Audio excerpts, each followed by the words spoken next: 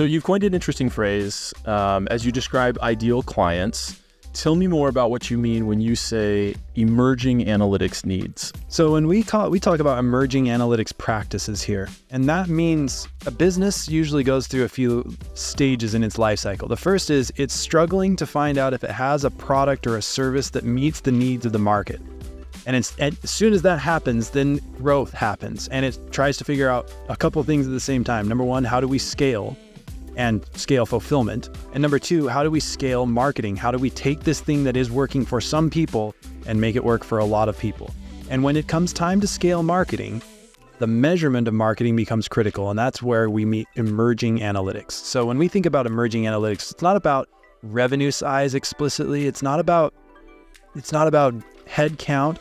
It usually has to do with the growth stage of a business, and it usually correlates to revenue size and head count a little bit. So marketing leaders that have teams of 5 or 10 or more of in-house folks and agencies that they're working with, and simultaneous efforts that are going on at the same time that could be influencing one another. Those are the folks that can benefit dramatically from having a clear picture of their data to guide those efforts. Awesome.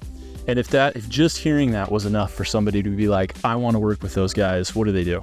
Well, give us a call. So fill out the form on this page, and then we'll schedule some time to talk about what you're working on and how you think the data might be helpful to you. And then we'll decide together whether we can be helpful. Mike and Adam in the credits. So your favorite, New Girl, is there a favorite scene when you think about the sitcom, and is there an episode recently that you watched? Oh man, my favorite one's not real PG. A few double entendres.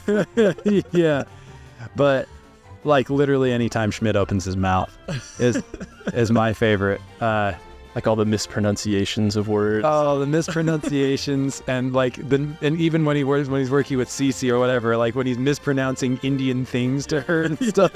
Oh my gosh, that's just gold.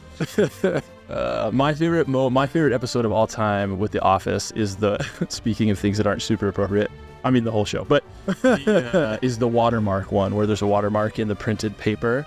And it's my favorite for the bumper episode, like the bumper things when you come in, is the one where Jim impersonates Dwight. And so he's got his little watch and he's like, and that comes to $7. So he comes in and acts like Dwight, and Dwight's like, Michael.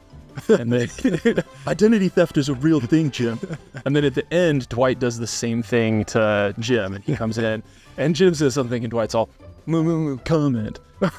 And then in the middle of that is the watermark one, and my absolute favorite cutaway is when they go to Dwight and he's like, I grew up on a farm, and I've seen goats doing it with chickens doing it with goats. Whoever drew this got it exactly right.